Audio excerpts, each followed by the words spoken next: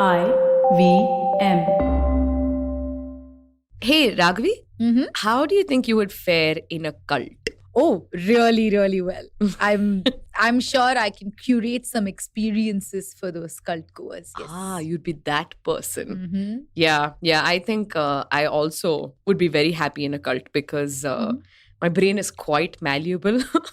And I feel like I've gone very close by twice. To being in a cult? Yeah. Okay. One was when I actually, when I joined cult fitness here. Oh, Yeah. And then at the end of every session or whatever, they make you say, I am cult. That is the hands most. and things. Yeah. I feel like that's the most, that's very close to a cult. One is that. Mm-hmm. And then, of course, I vehemently defended the Twilight Saga, which 100% was a cult. That was a cult for sure. And that's not a cult you can escape from. It's not. Cool. It was good. It's not. Good knowing you. Yeah. Edward Cullen forever. Yeah. Robert Pattinson is going to call you one day and you have to answer that call. I look forward to it. Have you ever wondered why women don't do more crime? Well, we're here to tell you there's misconduct all the time. Women are thieves and murderers. That's gross misconduct.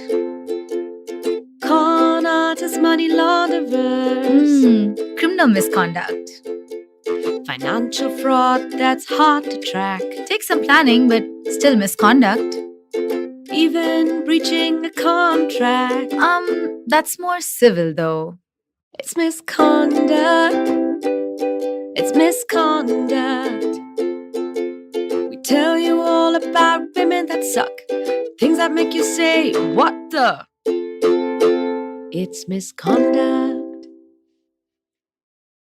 Hello, and welcome to Misconduct. We are a podcast about Indian female criminals. And today, we have the mother of all obnoxious, ridiculous, almost over-the-top criminals that kind of came out of nowhere and just took the world by storm.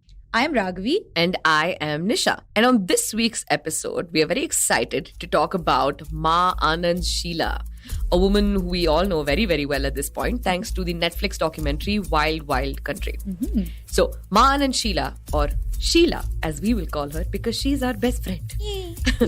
Sheela was the former secretary and personal assistant of the Indian spiritual leader Rajneesh. Rajneesh, also called Osho, was a very popular leader who rallied about 15,000 followers at the height of his influence. Whoa. That's a lot. Yeah. Sheela, as his right-hand woman, moved Osho's commune from a small ashram in Pune to this massive ranch in a small rural town in Oregon. The commune, which was known for its alternative ways of life, did not appeal to the local population who felt that they were taking over. Right. And soon, the American media and law enforcement also joined them in this understanding. Sheela, who was the sole spokeswoman for Rajneeshpuram, which was the name of the city, Osho had taken an unofficial vow of silence around this time and rarely made any public appearances. So Our Lady Sheela was the public face of the entire thing. And she took all this pushback against Rajneeshpuram commune very, very personally. So personally, in fact, that she attempted to influence the local county elections and get Rajneeshpuram more power at the state level, essentially by committing voter fraud. That's a new one. Yay! Oh. And when that wasn't successful, she decided to poison a bunch of voters with salmonella bacteria, incapacitating almost 750 people in the county. Yikes. Yeah, it's quite bad. And when that wasn't successful... Oh, there's more. Okay. Oh, yeah. She attempted to assassinate the attorney general that was prosecuting her case.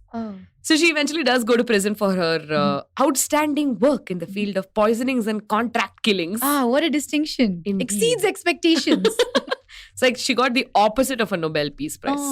I don't know what it is. Which is hilarious because she requests for a Nobel Peace Prize at one point. I know. Hilarious. So yeah, she went to prison. Yeah, okay, we all know that. But she also gets out and she makes hella money from the entire experience.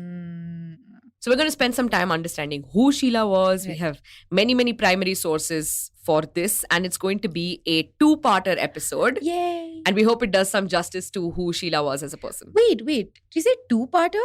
Yeah. There is no way we can cover all this in one episode unless you want us to rant for 2 hours or something. So yeah, it's going to be a two-parter. Okay. I was looking forward to the 2 hours of ranting, but well.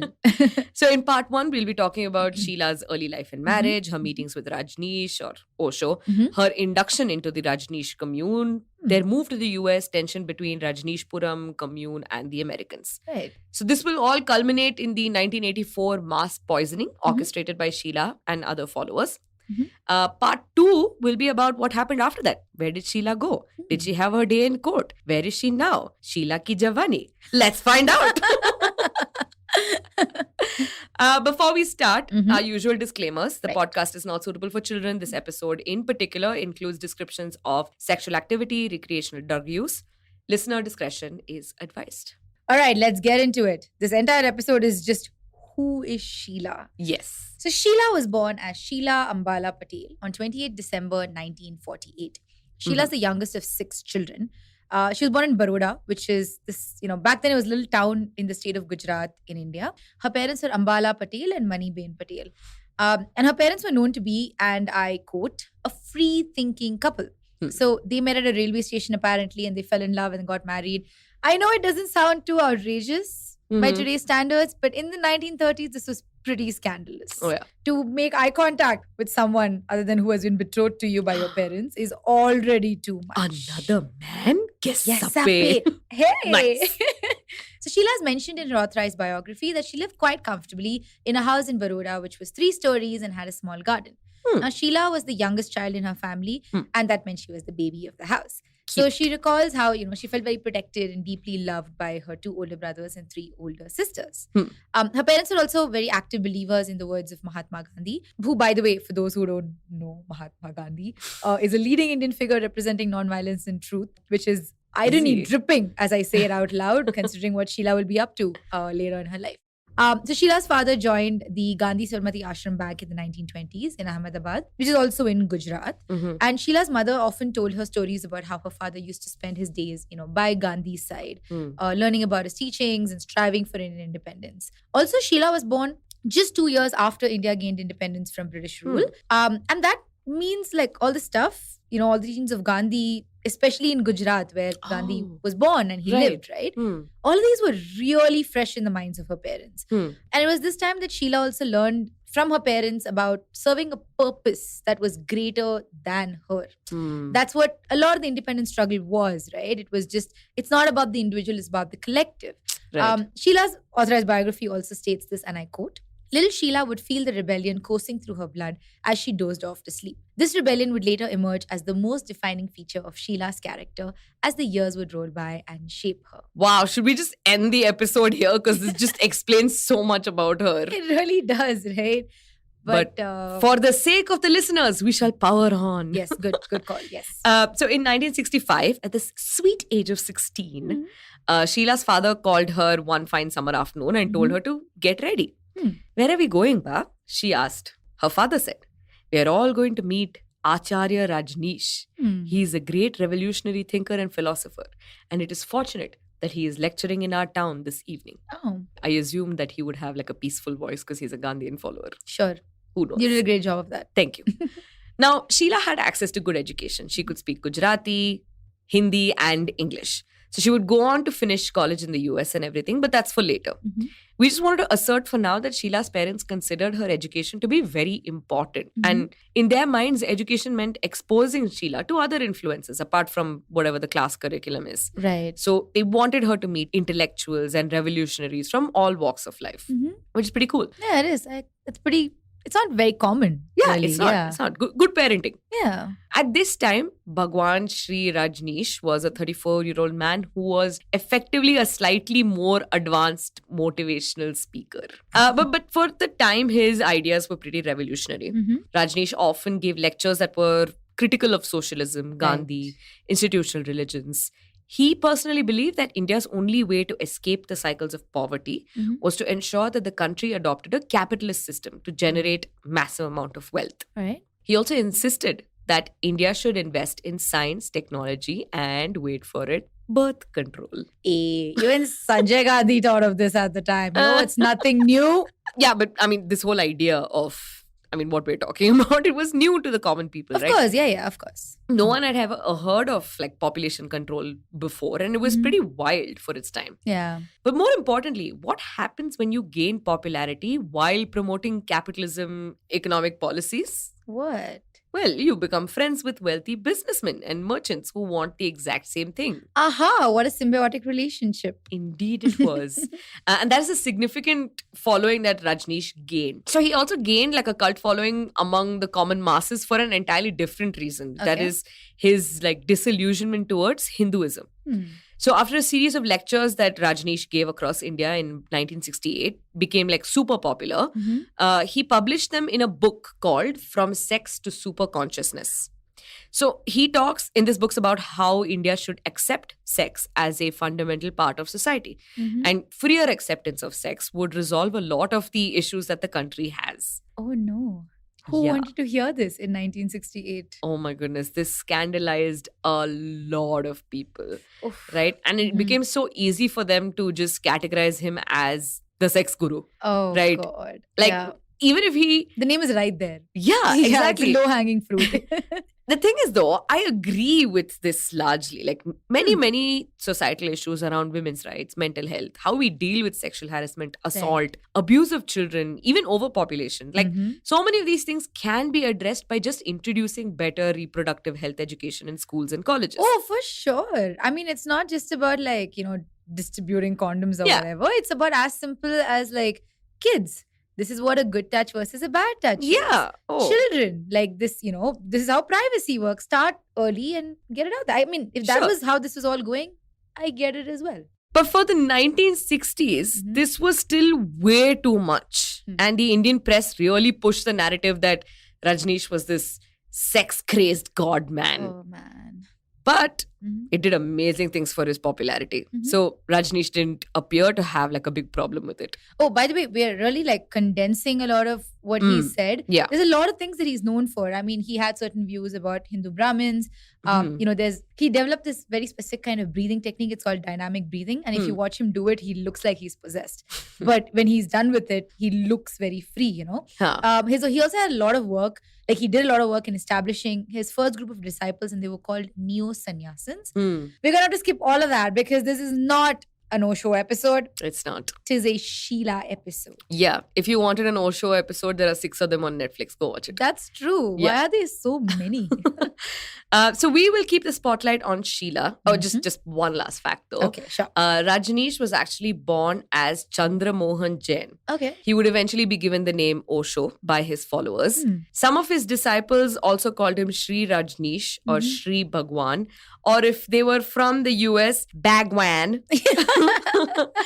So if we use any of these names interchangeably, then please don't get confused. I myself am going to be saying Sri Bhagwan Rajneesh a lot. So let's head back to 1965, right? So Sheela was taken to this talk that was held by Rajneesh, and Sheela and her parents, they gathered that evening in the Mahatma Gandhi Nagar auditorium. Is everything in Gujarat named after Gandhi? Most things across this country are named after Fair. Gandhi. Fair.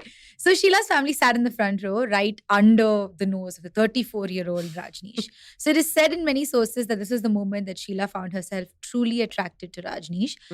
We don't want to pollute the idea of attraction here. It's possible to be absolutely 100% like enamored with someone without wanting to marry that person or engage in sexual relations with them. Devotion does not have to be romantic, but it can be platonic. Sure, but in this case, it was toxic as hell. Yeah, so you know what? There is a quote from Sheela much later in her life, obviously not at 16, where she says, about Rajneesh, she says, I didn't have sex with him. Our relationship was not sexual and it didn't matter because I was already drowning in him. Oh, good God. I have never had that kind of devotion to anything. So I genuinely can't understand it, Yeah. So anyway, this is how, also let's just get back to how Sheela reacted when she met him in the first place. So this is how her authorized biography describes her first meeting with Rajneesh. The world around Sheela seemed to have disappeared as her gaze rested solely on Bhagwan, who was talking about bliss, freedom, spiritual rebellion, and a joyous new world. Slowly, the words and the sounds disappeared around her, and only Bhagwan remained. That was the end, that magical evening of 1965, when Sheela lost herself to Bhagwan. Later that week, Sheela got the opportunity to meet Rajneesh again at his lodgings in Baroda. Her family had visited him for a short period. And at this meeting, we understand that Sheela was kind of quiet. She held her hands folded before her. She wasn't very talkative. But at the end of the meeting, the 16-year-old Sheila's face was glistening with tears. Wow. Much later in her life, in the 2018 Netflix documentary that you mentioned, Wild Wild Country, Sheela describes this meeting as, "It was in this moment, if death would have come, I accept." Man, okay, tell me honestly, with a straight, look me in the eye. Right now? Okay. No, look me in the camera eye hole. Okay. Have you ever had this sort of devotion towards anything in your life? Yes, my cats. Oh. Yeah, right. I made it cute. I know. I made it very cute. Also, I guess my brother, I really love him. Oh, but like this, like it's like a... It's I an was so obsession, lost right? In his, Yeah. yeah. I feel Yeah. like I may have briefly felt that for maybe like 30 seconds after watching 2012 Avengers for Loki. You know That what's was- really interesting here? The fact that you, watched a movie, it's the Avengers, that makes sense. Do you remember the year? And yet you haven't watched Fight Club. Like, it's a cult classic. But you remember the first Avengers and the year it came out. This is Yeah, terrible. man. Tom Hiddleston like inspired a lot of things in my life. I'm sure. Like he just... Now, this moment of clarity for Sheela, it was something that drove her all her life. However, this would be the last time that she would meet Rajneesh for a while because, Okay. surprise, surprise, Sheela is still 16 years old. She has to go to school and Really? stuff. And she did. So Sheela graduated from school and intermediate college in Baroda, which is what it means to finish up 12th grade under the local Indian state curriculum. All right. Sheela's father was pretty insistent that she move abroad to study for her undergraduate degree. Mm-hmm. So he packed her up and along with her immediate older sister, Maya. So they went to the US for further studies. Now, Sheela had a pretty solid support system in the US. Okay. All her sweet. other siblings were already settled there. Mhm. Her two older sisters lived in California. Her two brothers were in Michigan and Wisconsin, respectively. All right. So she wasn't really super frazzled about the move. All right. Also, her parents raised her to be independent, to think critically, to look at sources of education outside of her school. Okay. So Sheela was kind of trained to be here in the US. Okay, good for her. The only roadblock was that Sheela wanted to study fine arts. Oh. But her father was like, no, beta, Oh. pick a course that will allow you to make a living. Oh no, this is the classic like science versus covers versus Yes, humanities argument. Indeed it is. So Sheela was admitted to an architecture school in San Francisco and in December of 1967, she was scheduled to land in the US. All right. However, California was not all that she had hoped to be. She Okay. apparently felt like a fish out of water, as she was one of the few brown kids in a school full of like Caucasian people. She is said to have felt dissatisfied and disillusioned. She also didn't have the ability to grasp complex algebra, trigonometry, and calculus. Unfortunately, Alright. all of these things are pretty integral for an architecture degree. Oh yes, yeah. So, which is when she decided to just quit school and in the West Coast. With the help of her brother, she moved to New Jersey and enrolled herself in the fine arts program at Montclair State College. All right. So good for her. The East Coast was a bit different. Even though it was still like a largely white crowd, she was seen as a novelty instead of something to make fun of. Oh. So here, Sheela came to be known for being unapologetically Indian. So she was Nice. seen walking around campus wearing saris, just like drifting with an air of confidence and comfort. Reminds me of you. In saris. Yeah. I mean, I wasn't in saris at Not in college, just in life. Fair Yeah. enough. Yeah. It's also said that Sheela was very influenced by the hippie movement in US. That Okay. it kind of took up the cultural conscience of the country back in the 1960s. Mhm. And what is the hippie counterculture known for? Do tell. Communal living, Mhm. connections with nature, Of course. artistic and musical expression, Mhm. lot of flowery printed clothes, sexual experimentation, Oh. and the use of recreational drugs. Oh no. That is bad. So, this period of Sheila's life changed a lot about Mhm. how she came to view society and its restrictions on people's lives. All right. So, she yearned for something beyond the traditional. Mhm. In fact, in the Netflix documentary, Sheela describes Rajneesh as very modern, hip, and a fashion.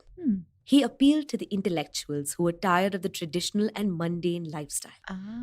So it only makes sense that, as much time that she spent in the US, she was essentially still thinking of Rajneesh and his teachings. Yeah, kind of get where this is leaning, right? But the thing is, her devotion towards Rajneesh would take a small break. Because, like the best of us, Sheila fell in love. Oh. I know. Sheila met a man named Mark Harris-Silverman in the US. And Mark asked her on a date to a movie. She mentions that it's Dustin Hoffman's The Graduate. Oh. Surprisingly, I have also not watched that movie. Yay! Yay, finally. So this is followed by a dinner at a fine restaurant in Manhattan in New York. And Sheila was reportedly dazzled by the restaurant. Like, she's never seen something as fancy in her entire life. Oh. And Mark introduced to a lot more than just this world. Apparently, it was a very steamy romance filled with like amazing food and live jazz music and sparkling champagne and travel. It's really making me consider. So much fun. It sounds like a Mills and Boon book, though. That's what I was just saying. It sounds like a romantic novel, right? Yeah. And by all accounts, she truly fell madly in love. And they were married very quickly. It was like a whirlwind sort of romance. Even before they were out of university, they got married. In December of 1972, about 5 years after Sheila left for the US, the couple traveled back to India to visit her family. And this is when Sheila would meet Rajneesh again. Dun, dun, dun. And the torrid affair begins. But you know what is not a torrid affair? What? The affair that our listeners have with other shows on the IVM network. Oh. I got there somehow. Sure, you made it. C+.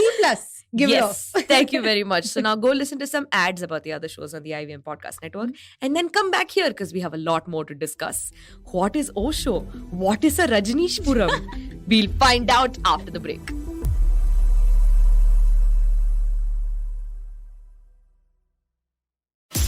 Namaste, this is Cyrus Brocha. I am part of the government cancel culture program to remove rubbish off all the different streams available. So what we have is all the collected rubbish we put together on our show. It's called Cyrus Says. It's on IVM Podcast. You have to watch it and listen to it. It's on our app. It's on our website. It's on the YouTube channel. It's on Facebook. There are many different ways. Don't bother me and ask me how. You have to find out. We talk to different personalities. Many of them are known. Some are just people we meet downstairs and invite them up for chai. But the point is, it's fun and it's very therapeutic. So please join in and listen to Cyrus Says. Welcome back, everyone. So now let's take a moment to see where Rajneesh is. Actually, he's using the name Osho also. So between 1972 and 1981, Osho's influence grew very rapidly. So he was publishing book after book about his teachings. And he had conducted hundreds of talks and workshops, like basically every year. He even set up multiple ashrams, including this massive one in Pune that became their headquarters for a while. I've seen the campus, not inside, from outside. Is when it I went pretty? to Pune. It's huge. The walls are huge. You can't see inside. Oh, impressive. So it was around this time that Sheila, when she came back from the US for a bit, she got a chance to meet Osho again. And this time when Sheila met Osho, he welcomed her enthusiastically and held her to his chest. Sure. In another subsequent meeting, Sheila told Osho that she felt intoxicated in his presence, like she was under some sort of spell. And to that, Osho said, Sheila, it is quite simple. You're very much in love with me, and I'm very much in love with you. So, listen, we have a lot to say about this sort of stuff, but we don't really know or understand how this sort of obsession works. Right. Sure, there is love and devotion, but that this kind of love appears to be an obsession in a manner that gave us a lot of chills. Yeah. But that's not our business, and also we don't care. What we do care about is where did this obsession take Sheila? Well, Yes. it took her right to the position of Osho's secretary. Yeah, assistant secretary at first, but she rose through the ranks quite quickly. Good for her. It's like a Michael Scott moment. It's like assistant to the regional secretary of the like one. Before that, though, due to an unfortunate terminal illness, Sheila's husband Mark passed away in May 1980. So Sheila was distraught for many weeks. It's reported that she needed sleeping medication to get through those early days. Sheila is also quoted as saying, in reference to Mark's death, Mark was first love. I have not known sorrow as deep as that. Oh. Yeah. However, one fine day on Osho's instructions, Sheila just decided to give away all of Mark's belongings and declared that this chapter is finished. On Osho's instructions. Yes, ma'am. All right. And she started a fresh life as Osho's right-hand woman. Mhm. So by this time, Sheela was going by the name Ma Anand Sheela. Yay! I know. Slap it on a t-shirt. Many women and men in Osho circles held such names. It was Mhm. almost kind of like a marker of respect. All right. Much later in 1981, Sheela would meet and marry a man named John Shelfer, Mhm. who was also a disciple of Osho. Mhm. However, it was pretty clear by this point that her singular point of love, affection, obsession, whatever you'd like to call it, was Osho himself. Right. So by 1981, there were other problems that Osho was facing. One, of course, there was the problem with procuring land for the ashram. And the Pune ashram had become a bit too small. I know Nisha said it's massive, Yep. but it's not massive enough for like 10,000 followers to be housed Yeah. there, you know? And like, that's really how it worked. It's not just people who lived there. There was a constant like barrage of people visiting all the time and people from outside India. And Osho sort of wanted a massive space to be in. And, you know, the Indian government was not very happy to give him this at the time. I would understand that. I kind of get it as well. And this is a pretty conservative time for India. Yeah. It's just not how it works, and that's unfortunately how it is. There was also some unfortunate additional legal troubles. The thing is, apparently some of the sannyasins involved with Osho were apparently engaging in drug trafficking. Uh-oh. And the local population of Pune, which we know is pretty conservative and orthodox, literally the capital of the Maratha Empire, they were not having it. They were not happy with this. Understandable, though. I get it. It's not about the conservative aspect. You know, depending on the kind of drugs that are being brought in, Yeah. you would be worried about your children and stuff. Agreed. I understand that. And also many men and women of the Pune ashram were being attacked by the locals because taking to arms is just Second what nature we to all of do. us. Yeah. So there was another interesting thing that was happening. Many people at the ashram were getting sexually transmitted diseases. Apparently herpes, gonorrhea, syphilis, and various forms of hepatitis just spread like wildfire in the ashram. Yeah. I'll tell you what I found really funny. which is There was also a pubic lice infestation. not normal lice. No. Pubic lice. Apparently, my sister told me this. Huh? Lice are like stay in one place. So Okay. pubic lice will not travel up to your hair. They stay right there. So it had to be pubic lice. Yes, There's no way indeed. around it. Interesting. So there was also some allegations of suicide and drug overdose related deaths. Okay. So things were just not looking good overall. Yeah, it's pretty messed up. And the thing is, this is also time of Indira Gandhi's government slowly transitioning to the Janata Party. Neither political faction had any interest in promoting Osho's work in any way. But the ashram needed space. That was inevitable. Also, Osho confessed in interviews that he was looking for a space that could house at least 100,000 sannyasins because that is what he wanted for his sect. During this time, Sheela was in a bit of a predicament. So she was told by Osho to travel all over the world and look for a new place for their commune. She was specifically told, don't come back. Don't come back until you find her. Well, he succeeded. He did. So does Sheela. The thing is, she did look all over India. She couldn't find anything that worked. She looked at Europe and other parts of Asia, but nothing really clicked, especially in terms of space, you know? These are all very densely populated areas, and that's not really something that made sense for them. Correct. However, she did find herself being a little partial to the US. Makes sense. Why? Because at this time, the US was quite literally the polar opposite of what India was culturally. So in her mind, you know, where India was, in her own words, actually wrong and inadequate, the US was free and abundant. And the stuff that the ashram needed, it was being imported from the US in any case, like stuff like furniture, sound systems, security systems, whatever it is. So like, it's just made sense, you know, in her head. And there was one incredible thing that the US offered that most countries could not. It was that the constitution permitted anyone to practice any form of religion they choose. Not that India didn't permit that or something. Yeah, fair. But the laws around religious expression have many, many precedents. And it was almost an inalienable right of all residents to practice whatever religion that they wished without any persecution. That is truly utopia. Yeah. So Sheela proposed this to Osho, that the ashram be moved to the US. And she had actually found a site in Oregon. The site, according to Sheela, in her own words, was the promised land. And she was convinced is exactly what the ashram needed. And she returned to India to convince Osho, and he was convinced. And that is how, in July 1981, the Rajneesh Foundation International was set up and purchased a 64,000-acre ranch in Wasco County, Oregon. Oof. I was going to say Vasco, and then I realized we're in Vasco da Gama. So anyway, so this was the site of the Rajneeshpuram commune. The property was actually purchased by Sheila's husband, John. Okay, useful Yes. now somehow. He had quite a bit of savings himself, and Mhm. he had been an investment banker before he took on the Rajneesh mantle. Man, how are they attracting I have no these idea. rich people? I have no idea. I wish I was around then. I wish I was like that rich that I could be like, money is not that big a deal. I must free my soul and body. Oh, if you were in Rajneeshpuram, I would just marry you.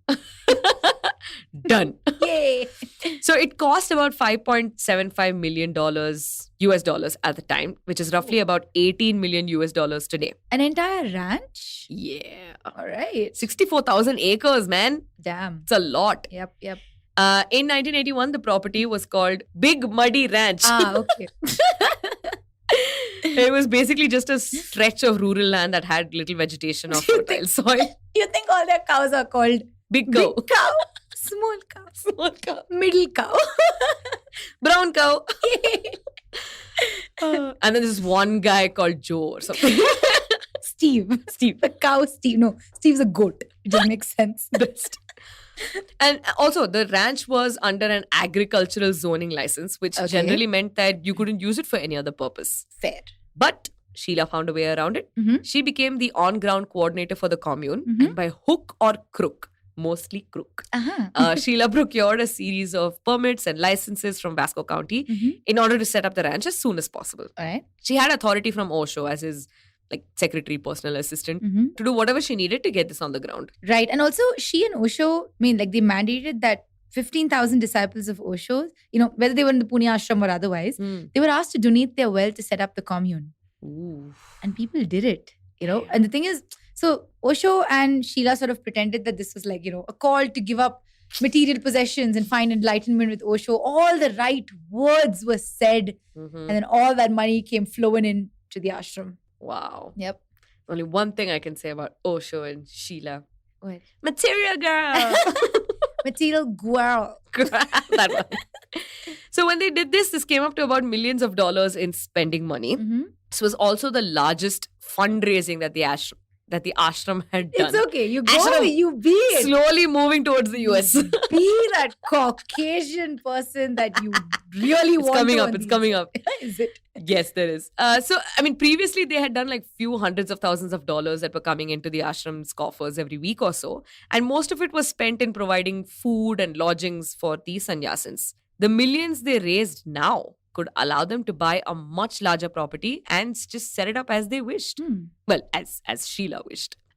Within months, Sheila, who has literally no qualifications to run a construction site of an entire commune, didn't even finish her architecture degree. Oh, right. Yeah. She had set up 54 buildings in the ranch for housing and community activities Mhm. and one massive cafeteria for all the sannyasins. So thousands of disciples could comfortably live there if they choose to. Okay.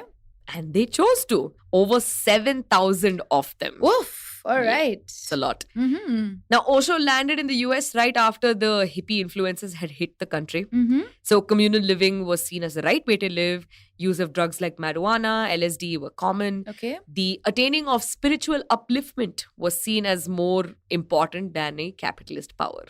Also, let's just clarify this. This was only in certain communities. Yeah. The counterculture hippie movement is not widespread and Normalized. prevalent. In fact, that's why it's called a counterculture. It was Hmm. against the norm. Let's also still please remember the US was still largely a Christian country at this time. Hmm. So traditional and orthodox notions of society was still around. People were Hmm. expected to be married. Free love was not a concept. Yeah. And hippie culture had not taken over the country entirely. And this is really going to form the crux of what happens moving forward. But it did take over enough of the country that Rajneeshpuram became extremely popular. Fair, right? Yeah. So Westerners from all walks of life were also drawn to Osho. Mhm. Big guys like doctors, actors, businessmen, lawyers, actual architects, musicians. Right. And these foreigners were as money rich as they were resourceful. Aha. Indeed. Mhm. And Sheila thought it important to keep them around. Mhm. After all, the commune needed funds to stay afloat. Right. In Sheila's own words, meditation was a product. It was the product that brought the money to do the work that Rajneesh had in mind to do. Do I kind of love her? I don't know. The capitalist, crazy in me just really likes her, man. Dude, she seems very... Okay, so far, she Mhm. doesn't seem like she's going to do like the nutcase things that Don't she use does the C later. word. Crazy. I mean, crazy. Aha. I mean, I said nutcase. Okay. But yeah, like she seems like, yes, okay, she's obsessed with this. Mhm. But she's still looking at it like, let me find possible solutions to, small like problems. Let me also make sure that the things that I think of now will help our community in the future. All right. Like Makes money. sense. I think she's just being reasonable so far. So far. Huh. All right. We don't see this side of her on the Yeah, documentary you don't. as much, Yeah. right? She just kind of just like full blown crazy, like Yeah, outright. yeah. So Wasco County in Oregon was suddenly taken over by Rajneesh disciples. If you watch the Netflix documentary, you'll remember scenes, of the Rajneesh folks walking around in these muted red clothes. Basically, just like sort of took over the town. Yeah. So many people kept joining Rajneeshpuram that the commune was kind of constantly under construction, and there was more and more housing and stuff being added every single day. Oh, also, fun fact, Mhm. the sannyasins of Osho rejected something that we all consider very important. Okay. That is underwear. Oh. Yeah. It's also considered that going underwearless made one inhibition free. Mm-hmm. In case you're wondering, Sheela did this too. Oh. And if you are visualizing that now, then I'm sorry for you. You know what? Don't be sorry. Because the one thing that we've learned post this pandemic is that underwear is a social construct. No. Please continue, Raghavi. I shall. So within the first year of, reaching Rajneeshpuram, the foundation had already received a series of complaints. First is, when you mentioned that this is like an agricultural property, there were a series of like zoning permission issues that were happening with the whole area. And it wasn't supposed to be a township at all. It was purely a farming area. The second thing is, there's a town nearby, the ranch, it's called Antelope in Oregon. They were seeing like an influx of these, folks wearing like red, like top to toe. Yeah. And they were purchasing a ton of residential property in the town. And the local population felt that, the Rajneeshis were taking over the town. There was also like allegations of rampant drug use, late night ceremonies that included, loud chanting, just general noise pollution. And a series of incidents that the townsfolk have called orgies. And from a federal law perspective, this is not wrong, so to speak. You can be loud on your property, right? But there was some intense scrutiny by the government, especially about how the commune made money and they handled it.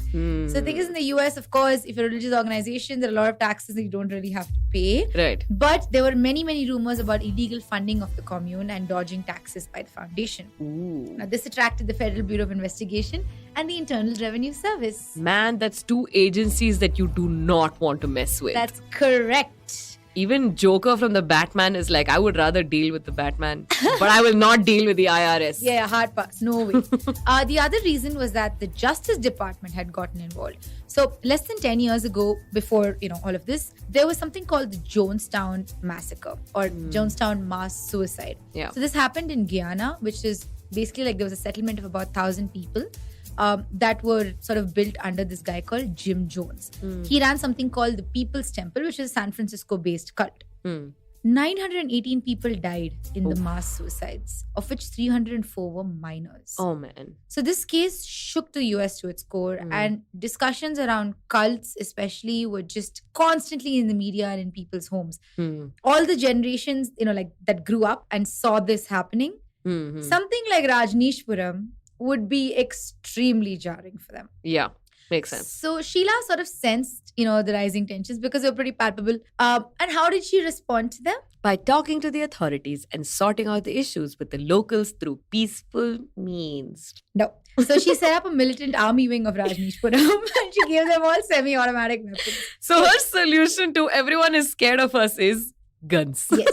You get a gun. And you get a gun. And you get a gun. So Osho himself did not really speak about any of these things. In fact, he kind of took a back seat for quite a bit of time after he landed in the US. And it was entirely, Sheela talking out loud about the commune and its people and defending it so strongly. Now, we are really condensing the tensions between Rajneeshpuram and Sheela and the locals, especially in Antelope and the US authorities. But think of it this way. Imagine you live in a small, peaceful town in the middle of nowhere, Oregon. You know a certain way of life. You know your neighbors and your community folks. And you go to church every Sunday. You buy groceries from a guy who also sells you car tires, maybe even life insurance. Maybe It's even small guns. town. Maybe most likely guns over life insurance. It's a small town with conservative people. And then one day, thousands of people show up right next to your town and basically take it over. They bring hedonistic values with them. They all dress the same, which feels weird and cult-like. They eat simple and largely keeps themselves sure. They're different. They're different from you. And I feel like all of you should go and watch that documentary because this entire beautiful. scene, Yeah. right? Like just watching all of these people like mid-America, full accent coming out and they're basically like, oh my God. These was people truly in their red clothes. And initially I was like, do you mind? Like, just keep quiet. They're doing their own shit, no, on the side. And then I realized, No, never. it's It's not okay. that I get it. simple. I get it. No, but the thing is, imagine you are that person, right? Yeah. You not just imagine, you really put yourself in the shoes of that person. But then imagine, like, you're hearing things Yeah. about this group of people. You hear what sounds like all-night parties. You hear that there's like drug use on the ranch. You hear unmentionable things, like things like free love. Mm, They all just exchange each other. What? yeah. And then you stop hearing and you start seeing things. Yep. So you see them buying property in your town. You see them driving around your roads. Mm. You see them come to your grocery store / tire depot / gun store / insurance broker, whatever this is. So tell Yeah. me, would you not be concerned? Would you Mm. not want to complain? Like, would you not try to find the people responsible and ask them to back off? People like Ma Anand Sheela. Well, in the words of Ma Anand Sheela, tough titties. All right, on that note, that's the thing she actually said. Yeah, For it those is. of you who haven't watched the documentary, I would recommend that you go do that quickly. Yeah. She says that to a news channel. That's true. oh, man. She does say that. The audacity of this woman. You know what? No. I know I said audacity. What I meant was confidence. Yes. So that's great. On this note, you can go listen to, the ads that are going to play for all of the shows that we have on IVM. But I would also recommend quickly go and check out Just Tough Titties on YouTube and you will find exactly this. We'll see you after the break.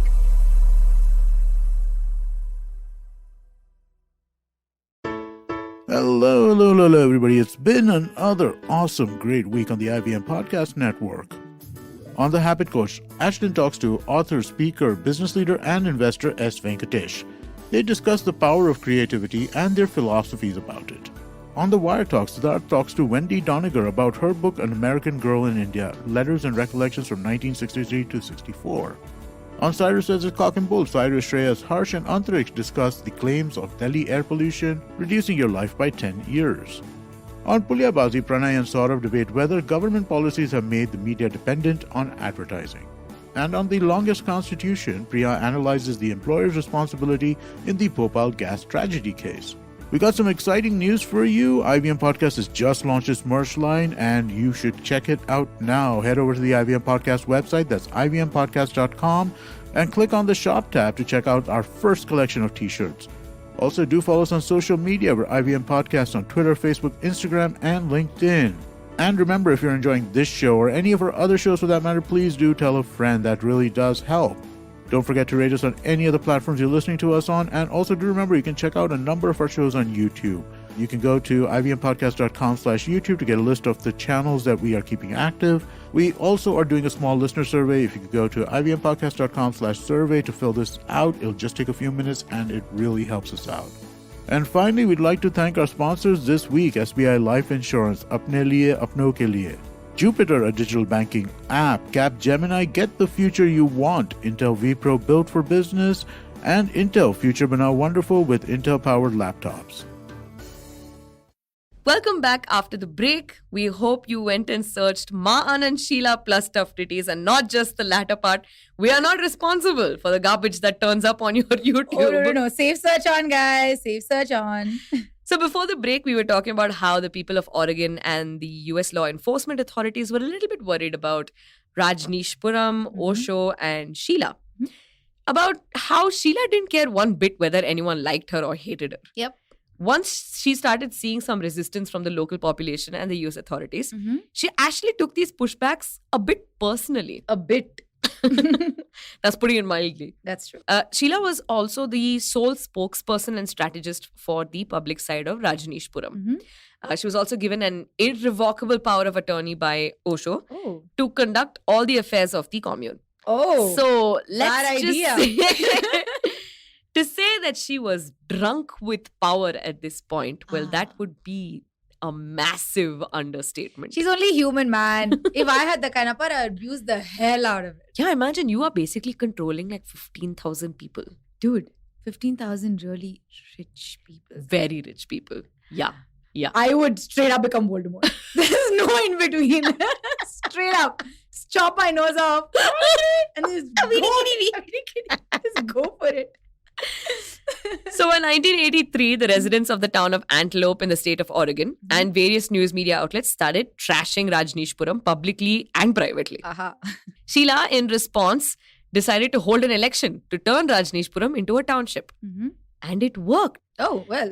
There were some 5,000 Rajneeshpuram sannyasis that were in favor of the move, and like a massive 80 people of Antelope that were against it. Oh no, I wonder who is going to win. The motion passed pretty easily. Oh, you don't say. And just like that, Rajneeshpuram was no longer just a ranch. It was a town that had its own administration, budget, and processes. Oh. The city started appointing ministers and councils. They started performing marriages. They started performing birth and death ceremonies. New disciples were inducted every day. The city now has elaborate roads, plumbing, electricity generation. There were settlements for almost 20,000 people. Whoa. There was a shopping center that was built. Damn. They had their own banking system and this like massive meditation hall that could hold over 10,000 people. Holy shit. This is the fun part. They had an airport of their own. Whoa. They also had a dam. A whole dam. Like to hold water? Yes. Oh, damn. Indeed.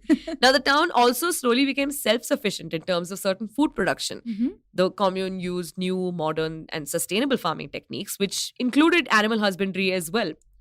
So, in the Netflix documentary, Sheela says that the commune deserved a Nobel Prize. Oh, okay. Because of how much effort went into reclaiming desert land to make it fertile again. Basically, there's very little that the locals could do at this point. This was about 5 years into the commune being set up. Right. It was just what the situation was, and everyone just had to deal with it. There was also very slow but very evident movement of power from Osho to Sheela around this time. Yeah, get it, girl. She loved being in the limelight, and Osho gave her that power. Also, Osho was getting old. In Sheela's own words, Bhagwan was like porcelain, very fragile, very precious, millions of years old. Oof. So, there were reports around this time that Osho had begun to sort of act like, he was acting out in frustration over certain things. It's age. I mean, it's just age. One account says that he lashed out at Sheela over an alleged toothache that was bothering him. Wow. Yeah, some other sannyasins saw this, they saw him as a great man who was being brought down by something earthly, like a toothache. But Sheela, who is just... blind with love. I swear, man. Sheela saw a toothache as a redeeming quality for Osho. That, I remember when she said this, in his ordinariness, he was perfect. Yuck, dude. I know. The fact that he was capable of human emotions, apparently, like pain and helplessness, to her, that made it feel like he was more precious than ever. And this sort of pushed her into this place where she was like, I have to protect him, and I have to protect his work, I have to protect his ashram. Yeah. So, in a direct threat to a series of mounting allegations regarding her actions, Sheela once said, "You tell your governor, your attorney general, and all the bigoted pigs outside that if one person on Rancho Rajneesh is harmed, I will have 15 of their heads, and I mean it. You have given me no choice. Even though I'm a non-violent person, I will do that." Whoa. What happened to all your Gandhian principles? Oh, yeah. Oh, no. Went down the toilet, huh? Months later, Sheela said she regretted saying those words. Oh, there you go. But not because they were harsh. All right. But because she felt like she was being too kind to the local Americans and law enforcement. Shut up. However, I also believe it. Now, the thing is, guys, we have spent a lot of time trying to understand who Sheela was, what her intentions with Osho were, and what Rajneeshpuram was all about. And we felt this was necessary for this particular episode. Why do you say that? Because, the Netflix documentary on Rajneeshpuram, we personally don't believe it did justice to who Sheela fundamentally was. Yeah, true. Like Nisha said, Sheela loved being in the limelight. This is just exciting for her. And the stuff she says in that documentary, sure, it's insane. Sometimes it sounds like the words of a mad woman. But it does strike a question in me. Is that really who she is? Or is it sort of like a facade that she created for the public? Like she's maintained for decades now. Because, if it's a former and that she's created a facade, really is that terrible a person, sure, great, she sucks. It's a very easy answer out, right? But if she's just maintained this persona for the sake of just getting more popular, like becoming that incredibly defensive, aggressive person because all publicity is good publicity, then whoa, that is a very elaborate way to do that. And I kind of admire it, weirdly. So, okay, there are two things that I have in mind right now. The first is that you can't base this opinion on the Netflix documentary. Okay? Right. Because it is definitely cuts of her at her like worst stages. Fair. So you see her as the way that they have decided to paint her, as a crazy woman. Mm-hmm. But all of the context that we have set, where she's from, what was her intention, where she started, you can still see some reason, right? So far. Okay. Now, coming to your question, was this a gradual change from, reasonable to unreasonable because of the obsession, or was it a ruse? If this was an elaborate ruse, how the hell has she been doing this for years together now? Okay. I know. Like, I don't even have the patience to wait for a Swiggy order on a rainy day. God, yeah. Can you imagine the kind of patience this takes to play the long haul in this manner? Yeah. To say the most ridiculous things out loud, just words that get crazier and crazier by the day until finally everyone just attributes that personality to you. Oh God, sounds exhausting. And then finally you have all the fame that you wanted. I mean... Dude, but the thing is, right, I don't know if you and I can really relate to this because I don't know if we are narcissistic enough to relate to it. A lot of this, especially the way she moves through the years, right? She sort of consolidates power for herself. Right. I mean, sure, she does it under the garb of it's for Osho, etc. But I kind of just don't believe that. That kind of obsession and devotion at some point is going to give way for self-preservation, is what I feel. So I agree with you there. But like if you look at her character so far, she's always described as a child to have that inside rebellion inside of her, right? And it is never mentioned that the rebellion is for the good of other people or for herself. So it's possible that there's always been a level of self-preservation. And maybe the whole idea of being obsessed with Rajneesh, being obsessed with, creating this space and then having that power given to you, very possible that it fueled that kind of self-preservation and that kind of... And such people, I would think, are very disillusioned. That they think they're doing it for someone else. Okay. But they're actually doing it for themselves. It's that level of they've convinced themselves that it is for someone. Yes. It's gaslighting yourself into saying that you're doing it for someone else, but in reality you're just like drunk on power. That sucks. Yeah. It's also kind of cool. I mean, maybe she didn't gaslight herself. Maybe that's just the thing that she told other people. Like in her mind, she just always knew that this is mine. Yeah, that's the thing. I genuinely don't know. Yeah, that's true.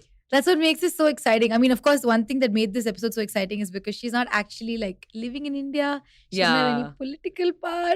I didn't feel too like suppressed to say anything particularly vocally. That was and that's only because there's so much information about her out there. Also, Madam is very happy to talk to the press. We love that. Yeah, we love criminals that are happy to talk to the press because you learn so much about them. You're advised not to do it because, that just makes sense. Don't self-incriminate. Yeah, it also makes sense from just like a PR perspective. Somebody media train that woman. I love this. Just talk to the media, guys. All the time, always. Don't do that. Come. We'll quickly put off one trip to Switzerland. I think she's in Switzerland, no? She's in Switzerland, yes. Yes, come. We'll go find her. She would do it. I mean, she would ask us to pay her. Oh, no. But she would do it. Fine. It's fine. So what we are trying to ask here is everybody donate money so we can go to Switzerland and interview Ma Anand Sheela for this. Yeah, like our goal on Kickstarter Yes. is only $8.2 million. It's very cheap. Yeah, and we're going to take a train there. So we're almost at the end of this episode, but not quite yet because we haven't done the most important thing, which is the crime stuff. Oh, damn. Okay, we haven't even gone into it. Not at all. Uh-huh. So till this point, what we've discussed so far, there have been increasing tensions in Oregon between the Rajneeshis and the people of the local county, Right. as well as the federal government. Mhm. These tensions got worse over time as Ma Anand Sheela decided to use her sharp tongue to consistently put out the message that Rajneesh was being attacked for his religious beliefs and that the people of the commune were being denied their rights under the US Constitution. Oh. So her defensive speaking style sort of exacerbated the tensions. In fact, the media started portraying her as, well, the B word. Oh. But all these became irrelevant in the summer of 1983. Okay. On 29 July of 1983, a man named Stephen Paul Pastor planted and exploded 3 pipe bombs at the Hotel Rajneesh in Portland. Oh, God. This hotel was run in the city of Portland by the Rajneesh commune itself.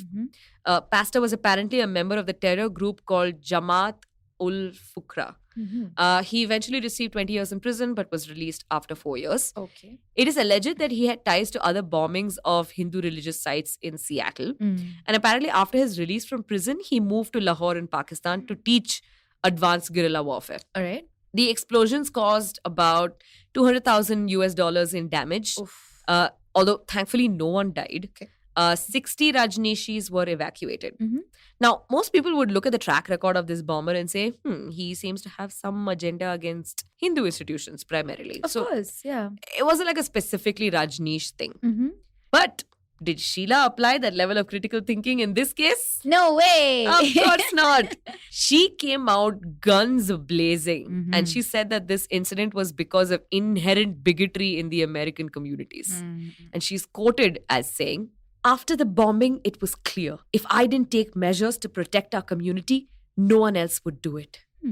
And Madam went out and bought more weapons for the ranch. Yep, that seems like a reasonable American response to this incident. Oh no. I know, I went there.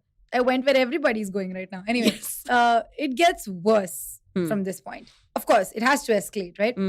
In 1984, the Vasco County elections were being held. And this election was really important to Rajneeshpuram because the outcome could determine how heavy the opposition would be against the commune. So basically, they wanted to win seats and not have to deal with the legislative situation, right?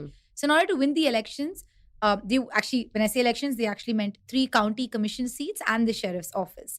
So Sheela basically arranged for thousands of homeless people in Oregon to be brought down to Rajneeshpuram, and she tried to register them to vote in the elections. Now, I don't know about you, but I would call this voter fraud. And the Vasco County election commissioners agreed. So they barred all these new people from registering to vote by saying, they need to submit proof of domicile and other documents. All reasonable. Yeah. If you are registered, you have a voter ID that's in Tamil Nadu, you cannot vote in Gujarat. That's just how it works, This really pissed off Sheela, though, who doesn't understand how, voting works. So yeah, she basically had promised Osho that she would handle this, but whoops, it was not getting handled. Yeah, she was basically trying to bully the system, right? Oh yeah, at this point she's like, I want it, and then that's really how everything is going down, right? So she plotted a plan based on this. A large chunk of the commission and the voters was staying in a nearby hotel. So when I say commission, I mean the election commission, right? Yeah. So Sheela wanted to incapacitate them as much as possible to make sure that they didn't vote. And she sort of went out with a few of her followers to a medical supply shop and she purchased salmonella bacteria. Is that something you can actually purchase off the counter? I mean, you can just purchase semi-automatic rifles in Fair. the US, okay? You can't purchase Tylenol. You have a headache, suck it. You want to shoot a bullet through your head if you have a headache? Sure, what would you like? Here is a whole assortment in our brochure. Disgusting. Anyway, at the hotel, in the taco bar, they added salmonella to the salsa storage containers. They also spread the salmonella across multiple grocery stores. They put it on doorknobs of public buildings and urinal handles of public restrooms. This is why the CDC says always wash your hands. Makes sense. All the time. But the thing is, these methods didn't work very well. I don't know if salsa is just not popular in Oregon, but it just didn't work. And like about 7 to 10 people got ill, okay? But that was not like the impact they were looking for. It was an endemic. Nobody was going to not vote. So what did Sheela do? She decided that poisoning the local population was not worth it and gave up. Yes, correct. You know so much about Sheela. Congrats. Obviously not. By this point, you should know she's going to double down. Yeah. So she ordered the other Rajneeshis to contaminate salad bars in about 10 local restaurants. Damn. This ended up infecting 751 people in the country. Oof. 40 people were hospitalized. They survived. Thankfully, no one died. Now, I'm not sure if you've looked up salmonella. We don't generally have to, because we don't have to worry about it on a daily basis. Unless, of course, you eat raw chicken. That's a whole other deal. I don't want to deal with that. It's quite a hell of a bacteria, salmonella. Okay, so among other things, it can give you acute gastroenteritis. It can, give you symptoms that go anywhere from fevers to chills, vomiting, diarrhea, headaches, bloody bowels, severe stomach pain and cramps, rapid weight loss, and in some cases, blood poisoning. Oh, God. You do not want salmonella in your system. Trust me. Oh, I trust you. But you know who I don't trust? Who's that? Sheela. Oh, I didn't know I was going there. Now, Sheela, for all her talk and sass, was kind of stupid here. It was evident that some 700 plus people in the county got sick, like violently sick. Right. But you know who didn't get sick? Anyone from Rajneeshpuram. Hey man, literally should have sprinkled in their taco bar also. So not one of Osho's followers on the commune got sick from salmonella poisoning. Which is why the local authorities were like, I guess this isn't in our water supply. Right. So obviously this means someone gave it to us. Also, by 1984, the US had a very sophisticated system for public water works and comprehensive food safety laws. Right. So cases like salmonella were very, very rare. So 750 people falling sick